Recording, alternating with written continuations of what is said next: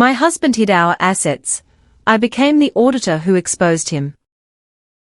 The perfect life that wasn't. Amara Okafor believed she had built a life most people only dreamed about. A beautiful home, a successful husband, and a future that looked secure from every angle. Daniel Okafor was everything people admired: confident, charming, and always in control, especially when it came to money. He handled all their finances, investments, and accounts. And for years Amara trusted him without question, because that was what a good marriage was supposed to look like: trust. Without doubt, love without suspicion. But sometimes the most dangerous secrets are hidden behind the most perfect smiles, and Amara was about to learn that the hard way. It started with something small, something almost too small to matter. A simple notification on an old email account she rarely used. A bank alert. At first she ignored it because Daniel always said he managed all their financial matters. But something about it felt strange. The amount didn't match any of their known accounts. It was labeled under a company name she had never heard before. And that was the moment curiosity quietly replaced comfort. She told herself it was nothing, maybe just a business account Daniel forgot to mention. But deep down something didn't sit right. That uneasy feeling grew stronger when she remembered how defensive Daniel had been recently. Whenever money came up, he would laugh it off, change the subject, or make her feel like she didn't understand financial matters. Leave the numbers to me, he always said with a smile that now felt rehearsed. That night, Amara couldn't sleep. Her mind replayed every conversation, every moment Daniel avoided her questions, every time he dismissed her curiosity. And for the first time, she allowed herself to ask a question she had been avoiding. What if Daniel was hiding something? The thought felt heavy, almost disloyal, but it refused to go away. The next morning, she decided to look again, this time more carefully. She searched through old emails, documents, and anything that could explain the strange transaction. What she found didn't give her answers, it gave her more questions. There were multiple alerts, different amounts, all linked to unfamiliar accounts. The pattern was clear. This wasn't a mistake. This was intentional. And suddenly the words she never thought would apply to her life began to form in her mind: hidden assets, secret bank accounts, financial manipulation. Her heart raced as she realized the possibility that her marriage was not what it seemed. When Daniel came home that evening, everything looked normal. He greeted her with the same charm, the same confidence, the same controlled presence. But Amara saw him differently now. She studied his expressions, the way he spoke, the way he avoided eye contact when she casually mentioned finances. Daniel, I saw a bank notification today, she said carefully, watching his reaction. For a split second, just a moment so quick most people would miss it, his smile faded, then it returned. It's nothing, just business accounts, he replied smoothly, too smoothly. Amara nodded, pretending to accept the answer. But inside something had shifted. She was no longer convinced, she was no longer blind. That night, she sat alone thinking about everything. About the life she believed in. About the man she trusted. About the future she thought was secure. And slowly the truth began to settle in. If Daniel was hiding money, if there were secret accounts, then this wasn't just about finances. This was betrayal, and not just any betrayal, but one carefully planned and executed over time. A quiet, calculated form of marriage fraud that she had never seen coming. The realization didn't break her. It awakened something in her, something sharp, something focused, something determined. Amara Okafor was not going to be the woman who stayed confused. She was not going to be the wife who ignored the signs. If there were hidden assets, she would find them. If there were lies, she would uncover them. And if Daniel thought she would never understand his financial games, then he had already made his biggest mistake. Because what he didn't know was that Amara was about to change. She was about to learn, to grow, to become something he would never expect. This was no longer just a marriage. This was a story of truth, power, and exposure. And it had just begun. If you are already feeling this story, make sure you subscribe, like this story, share it with someone, and comment where you are watching from, because what comes next will change everything. And Amara was ready to uncover every secret Daniel tried to hide. The lies began to surface. Amara Okafor woke up the next morning with a calm face, but a restless mind, because the moment she opened her eyes she remembered everything: the strange bank alerts, the unfamiliar accounts, and Daniel's too perfect answer. She moved through the house quietly, watching him as he got ready for work. the same confident smile, the same controlled energy, but now every small detail felt different. Like she was seeing the real man behind the mask for the first time. "You look tired," Daniel said casually as he adjusted his tie, and Amara forced a soft smile. "Just didn't sleep well," she replied, choosing her words carefully because she knew one wrong move could make him more careful, more secretive, and she needed him relaxed, unaware. That was the only way she would uncover the truth behind the hidden assets. As soon as he left, Amara didn't waste time. She sat down with her laptop and began going through everything again: emails, old files, shared documents. Anything that could point to financial manipulation. The more she searched, the clearer the pattern became. There were multiple transactions linked to different names, different companies, but they all connected in one way: Daniel. Her heart beat faster as she realized this was not just one secret account, this was a network. A system designed to hide money. A deliberate act of financial fraud inside a marriage she believed was built on trust. She whispered to herself, "This is real," because saying it out loud made it impossible to ignore. Later that day, she called her best friend Lebo Kamalo, someone who always spoke the truth even when it was uncomfortable. "Lebo, I think Daniel is hiding money from me," she said quietly. And there was a brief silence on the other end before Lebo responded, "I always felt something was off. You need to look deeper. This sounds like hidden assets in a divorce situation." Amara closed her eyes as those words settled in. Divorce, she had not allowed herself to think that far, but now the possibility stood right in front of her, not as fear, but as reality. "What if I'm wrong?" Amara asked, still holding on to a small piece of hope, but Lebo's voice was firm. "And what if you're right? Don't ignore this. This is how financial betrayal begins." That sentence hit harder than anything else because it confirmed what Amara already felt. She ended the call and sat in silence for a moment before making a decision. She would confront Daniel again, but this time she would be more direct. That evening, when Daniel returned home, Amara didn't wait.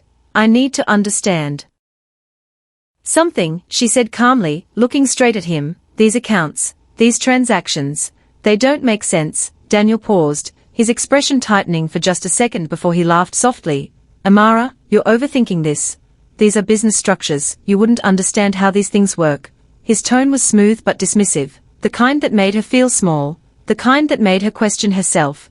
But this time it didn't work. Instead it made everything clearer. This was not explanation, this was manipulation. "Then help me understand," she insisted, her voice steady.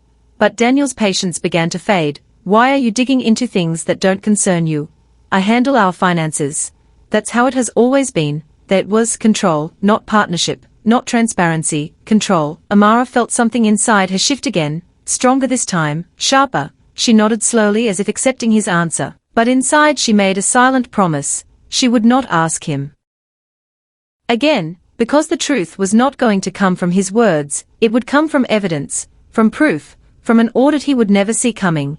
That night, as Daniel slept peacefully beside her, Amara stayed awake, staring at the ceiling, thinking about everything: the hidden wealth, the secret accounts, the possibility that her entire marriage was built on financial deception. She realized something important in that moment. This was no longer just about catching a lie, this was about uncovering a system, a calculated plan designed to protect his money and leave her with nothing if things ever fell apart.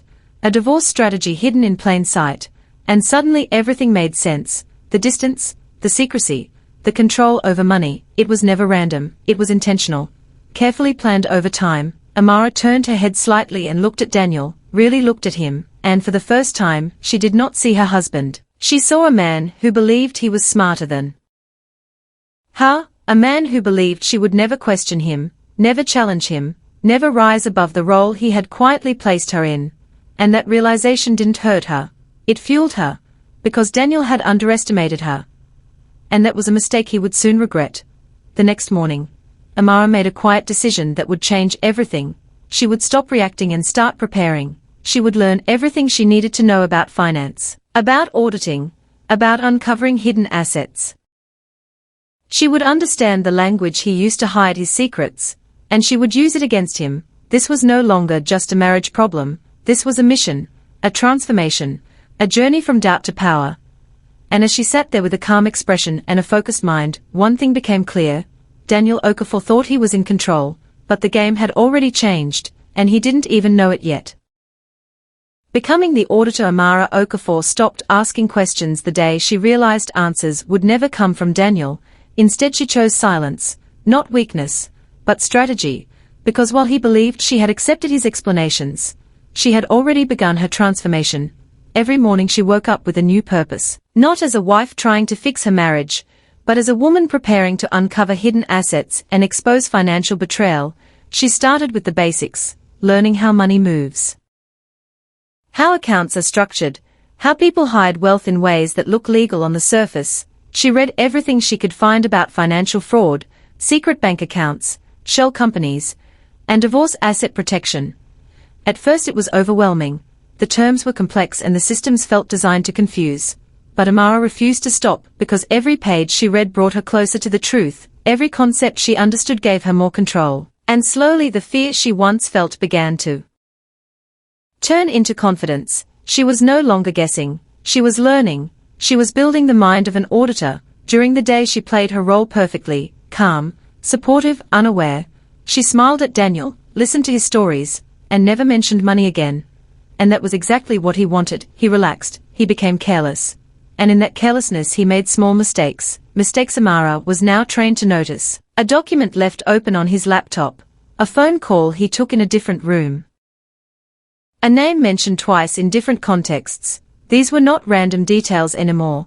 They were clues, patterns forming in real time. One afternoon, Amara took a step further. She visited a small financial consulting office and asked to speak with someone about accounting courses.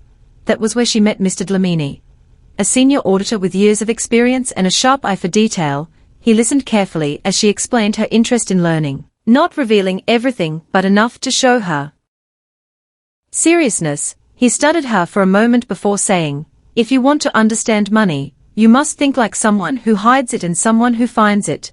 That sentence stayed with her because it was exactly what she needed. Under his guidance Amara began to see things differently. Numbers were no longer just numbers. They were stories, movements, intentions. Every transaction had a purpose and every hidden account left a trail. Even if it was buried deep, she learned how financial manipulation works inside marriages. How one partner can quietly move money into secret structures, preparing for a future exit while the other remains unaware. It was a cold, calculated strategy. And the more she learned, the more she recognized Daniel's behavior in everything she studied. The late nights, the secrecy, the control, it all matched. One evening, while reviewing old files, Amara found something that made her pause. A company name that appeared in multiple transactions. It was the same name linked to the first alert she had seen, but now she understood what it meant. It wasn't just a business, it was a gateway. A place where money could be moved, hidden, and disguised.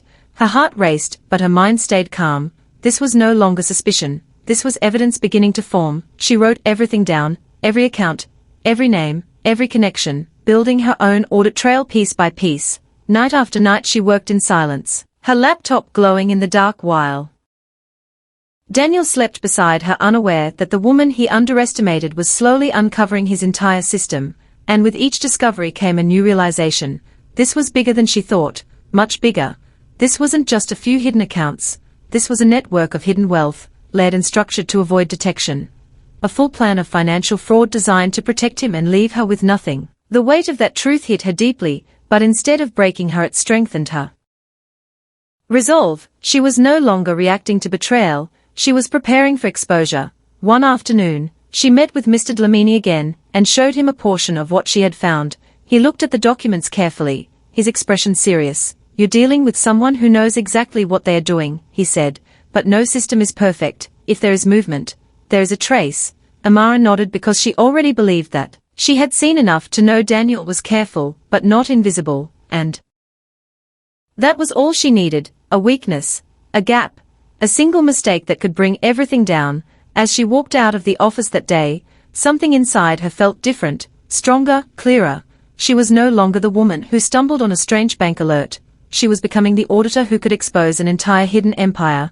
And for the first time since this journey began, she felt in control, not of Daniel, not of the situation, but of herself. Her mind was sharp, her focus unshaken, and her goal crystal clear. uncover the truth, expose the lies, and take back everything that was hidden from her. That night, she sat across from Daniel at dinner, listening to him speak, watching him smile, and she realized something almost ironic. He still believed he was ahead, he still believed his secrets were safe, and that belief gave her an advantage he could never see, because while he was busy maintaining his illusion, Amara Okafor was quietly becoming the very thing that would destroy it, an auditor with a purpose, a woman with knowledge, and a force he would never be able to control. And as she looked at him one last time, before lowering her gaze to her plate, one thought echoed clearly in her mind: it's only a matter of time now.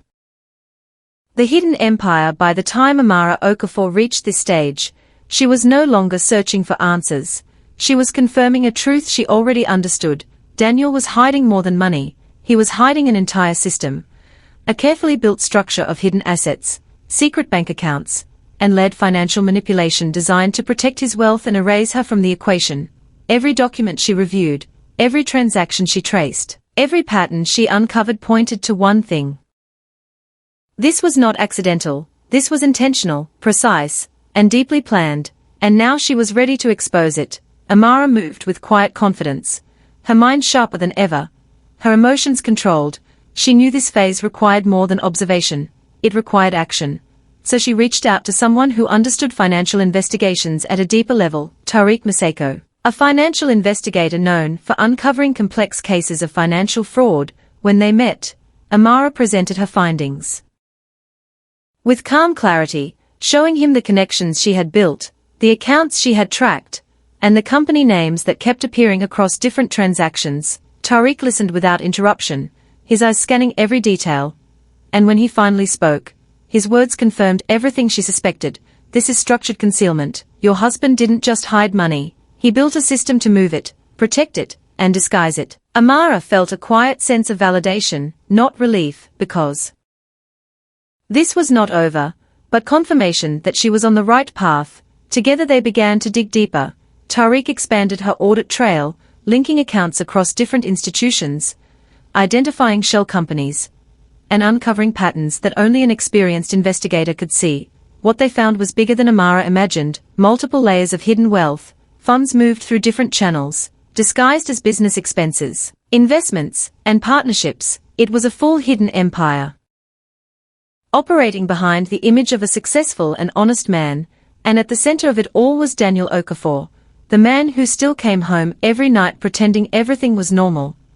As the investigation grew stronger, Amara knew she needed legal protection. This was no longer just about discovery, it was about strategy. So she met with Advocate Naidu, a sharp and experienced lawyer, who specialized in cases involving hidden assets in divorce. Amara laid everything out: the evidence, the accounts, the patterns, and Advocate Naidu listened carefully before saying, "You are dealing with financial betrayal at a very high level. But you have something most people don't: proof, and with this proof, we can act." Those words gave Amara a new kind of strength. This was no longer a personal fight, it was a legal case.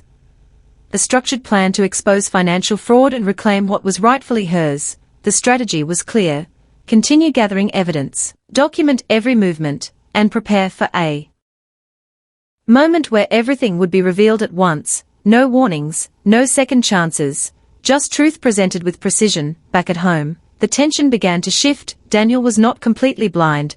He started noticing small changes: Amara's calmness, her lack of questions, her quiet confidence. It made him uneasy. One evening he looked at her closely and asked, "You've been different lately, is everything okay?"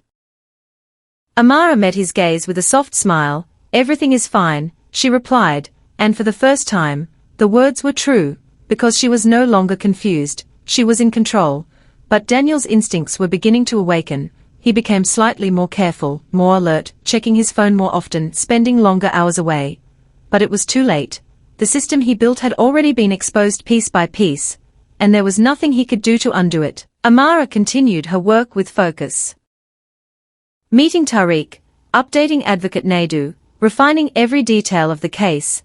Every document was organized, every transaction explained, every hidden account linked back to Daniel. This was no longer just an investigation, it was a complete audit designed to reveal the full scale of his financial manipulation. And with each step forward, Amara felt herself transforming even more. She was no longer reacting to betrayal. She was leading the process of exposure.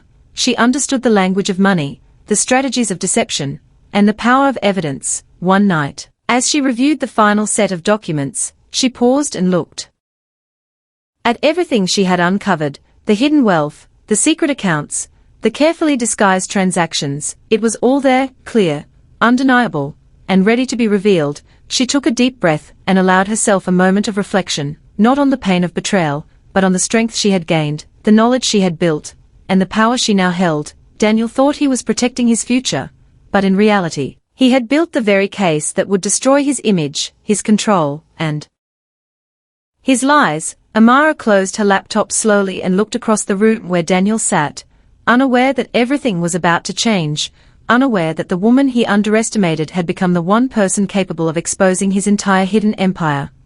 And as silence filled the space between them, one truth stood clear in Amara's mind. The time for discovery was over.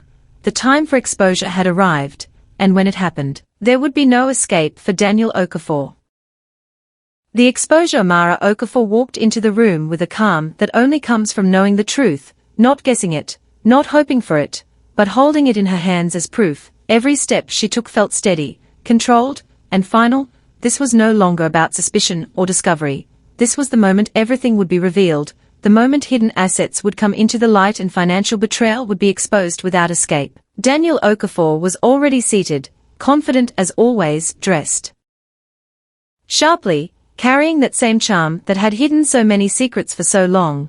But today that charm had no power, because today Amara was not the woman he used to dismiss. She was the auditor who understood every move he made, every account he created, every lie he told. Advocate Naidu sat beside her, composed and prepared, while Tariq Maseko stood slightly behind, the silent force who helped uncover the hidden wealth that Daniel believed would never be found. The room was quiet, heavy with anticipation, and when the proceedings began, Daniel spoke first, his voice smooth, controlled. There is nothing to discuss, everything has already been declared, he said, leaning back slightly, confident that his system was still intact. But Amara did not respond immediately. She allowed the silence to stretch, to settle, to make space for what was about to happen. Then she opened her file slowly, deliberately, and looked directly at him. "You're right, Daniel, everything has been declared," she said calmly, "everything except what you tried to hide." The shift in the room was instant, subtle but powerful. Daniel's expression tightened just slightly, but he maintained his composure. "I don't know what you're talking about," he replied, but this time his voice lacked the ease it once had. Amara nodded gently as if she expected that answer, then she began, not with emotion, but with precision. "Let's start with the first account," she said, sliding a document forward, "registered under a company name you never disclosed, linked to multiple transactions over the past 3 years. Daniel's eyes moved to the paper for just a second, then back to her. "That's a business account," he said quickly. But Amara didn't stop. "Then we moved to the second account, and the third, and the fourth," she continued, placing each document down one by one, building the picture piece by piece. Different names, different structures, same pattern. "Hidden assets," the words landed with weight, undeniable and clear. Advocate Naidu leaned forward, adding calmly, "These accounts were intentionally excluded from financial disclosure, which qualifies as financial fraud in this case." Daniel's confidence began to crack, just slightly, just enough for the truth to show through. "This is being misunderstood," he said, but now his voice carried tension, not control. Amara looked at him steadily, her eyes calm but unshaken. "No, Daniel, this is being understood for the first time," she replied, and then she continued, revealing everything: the secret bank accounts, the shell companies, the movement of hidden wealth disguised as business transactions, the full system of financial manipulation he built over time, each piece supported by evidence, each claim backed by proof. There was no room for denial, no space for escape. The room grew quieter with every document presented, every connection explained, every lie uncovered, until the truth stood complete, clear, and impossible to ignore. Daniel sat still, his expression no longer confident, no longer in control. The man who believed he was always ahead now faced the reality that he had been seen, understood, and exposed, completely. The silence that followed was heavy, but for Amara it felt light, because this was the moment she had worked toward, not out of revenge, but out of truth. out of reclaiming what was hers, out of refusing to be erased by someone else's deception, Advocate Naidu spoke again. Outlining the legal consequences, the recovery of assets, the accountability for the financial betrayal, and with each word, the outcome became clearer.